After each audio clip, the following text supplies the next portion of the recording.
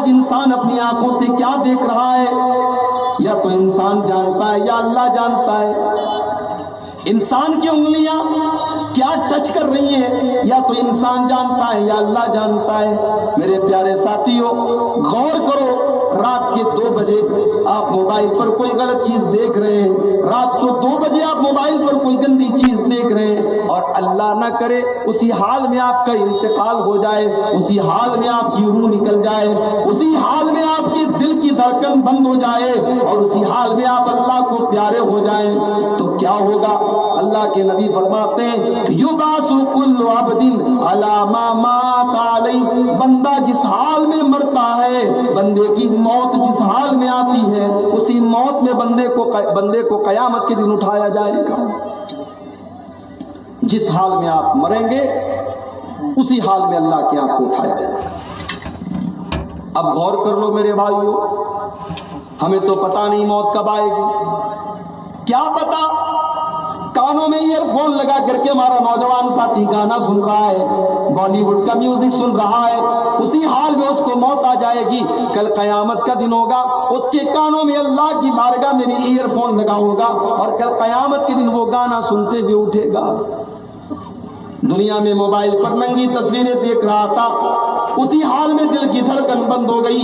کل قیامت کے دن جب اٹھے گا اسی حال میں اٹھے گا, اس کے ہاتھ میں وہ موبائل ہوگا, وہ ننگی تصویر ہوگی, اور اس کو دیکھتے ہوئے وہ اللہ کی بارگاہ میں اٹھے گا.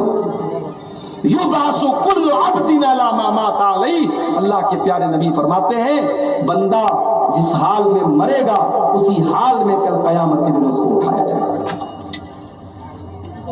اللہ کے نبی حج کے سفر پہ گئے ہوئے ہیں. ایک صحابی وہ بھی حج کے کا احرام باندھے ہوئے ہیں, اپنی سواری کے اوپر سوار ہیں.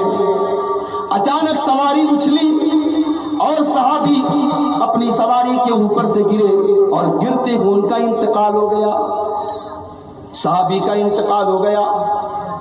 اللہ کے نبی نے فرمایا ان کو کوئی اور کپڑا پہنانے کی ضرورت نہیں ہے, ان کو اسی احرام کے کپڑے میں کفنا دینا, ان کو غسل دینے کی ضرورت نہیں ہے, ان کو کوئی الگ سے کفن دینے کی ضرورت نہیں ہے, ان کو اسی حال میں تم دفنا دینا.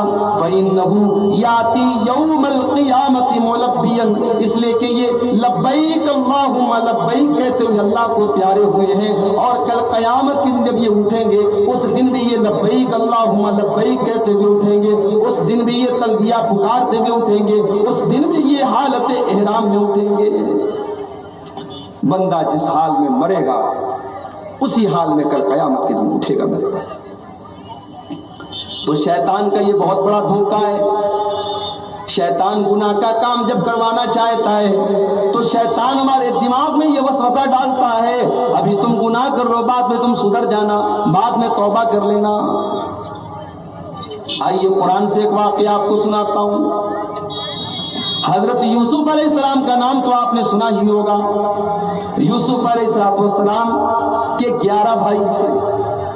ایک بھائی ان کی سگی ماں سے تھے اور 10 بھائی ان کی سوتیلی ماں سے تھے, یعنی 2 بھائی ایک ماں سے تھے اور 10 بھائی ایک ماں سے تھے.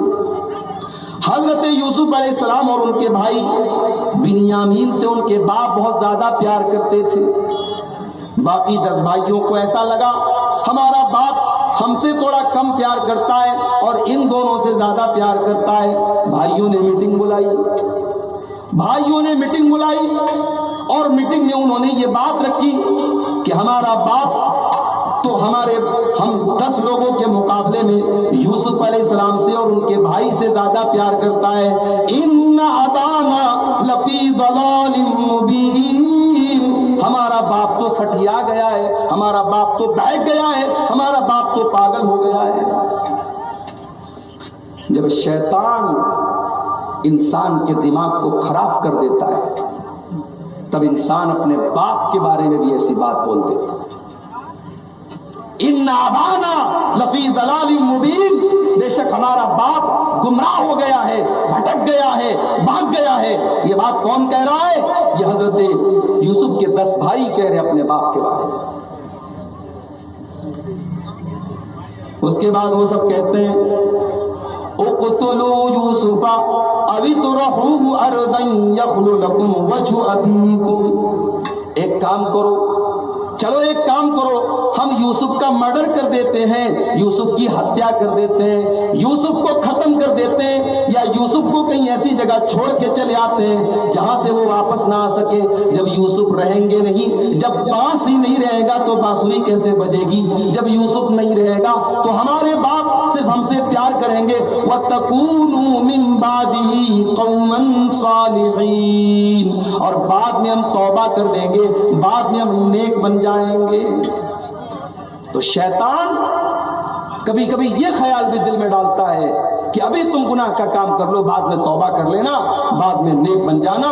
وہ بعد نہ کبھی آیا ہے نہ آئے گا میرے بھائیوں، اس لیے ہمیں اور آپ کو گناہ سے بچنا چاہیے۔ اب ایک سوال، واٹ از گناہ؟ گناہ کیا ہے؟ گناہ کی پریبھاشا کیا ہے؟ گناہ کس کو کہتے ہیں؟ آؤ اللہ کے رسول سے سوال کرتے ہیں، اللہ کے نبی سے پوچھتے ہیں گناہ کس کو کہتے ہیں۔ اللہ کے نبی کے پاس ایک صحابی آئے، اے اللہ کے نبی، نیکی کس چیز کا نام ہے اور گناہ کس چیز کا نام ہے؟ دیکھو صحابہ کا سوال بھی کتنا پیارا ہوتا تھا۔ ابھی آج میرے موبائل پر ایک صاحب کا کال آیا کہ حضرت آدم علیہ السلام دنیا میں جب آئے تو سب سے پہلے کون سا پھل کھایا؟ میں نے کہا بھائی صاحب آپ کو بڑی فرصت ہے کیا؟ آپ کو یہ جان کر کے کیا مل جائے گا کہ حضرت آدم نے سب سے پہلے کون سا پھل کھایا؟ کہا مولوی صاحب آپ کو جواب آتا ہے تو بتا دیجئے ورنہ چھوڑ دیجئے۔ میں نے کہا مجھے نہیں آتا۔ بولے مجھے آتا ہے، حضرت آدم نے سب سے پہلے انگور کھایا تھا۔ اس طریقے کے فالتو سوالات آج لوگ اپنے علماء سے کرتے ہیں۔ صحابہ کرام جب اللہ کے رسول سے سوال کرتے تھے، صحابہ کرام کے سوال کے اندر بھی ایک درد ہوتا تھا، ایک تڑپ ہوتی تھی، اپنی نجات کی فکر ہوتی تھی، اپنی آخرت کی فکر ہوتی تھی۔ سوال کیا ہے اللہ کے نبی، نیکی کس کو کہتے ہیں، گناہ کس کو کہتے ہیں؟ اللہ کے نبی نے فرمایا البر حسن الخلق، نیکی اپنے اخلاق کو اچھا بنانے کا نام ہے۔ آپ پانچوں ٹائم کے نمازی ہیں، آپ رمضان کا روزہ بھی رکھتے ہیں، آپ اپنے مال کی زکوٰۃ بھی نکالتے ہیں، آپ نے حج بھی کر لیا، آپ نے عمرہ بھی کر لیا، لیکن آپ لوگوں سے جھوٹ بولتے ہیں، آپ وعدہ خلافی کرتے ہیں، آپ بے ایمانی کرتے ہیں، آپ اپنی زبان سے لوگوں کو تکلیف پہنچاتے ہیں۔ آپ نمازی ہیں، آپ روزے دار ہیں، آپ زکوٰۃ دینے والے ہیں، سب کچھ آپ کر رہے ہیں، لیکن اگر آپ کا اخلاق اچھا نہیں ہے، آپ کا کیریکٹر اچھا نہیں ہے، آپ کا چرتر اچھا نہیں ہے، تو آپ نیک نہیں ہیں، آپ شریعت کی نظر میں نیک نہیں ہیں، اچھے نہیں ہیں۔ کیوں؟ اللہ کے نبی نے فرمایا نیکی کیا ہے؟ اپنے اخلاق کو بہتر بنانے کا نام ہے۔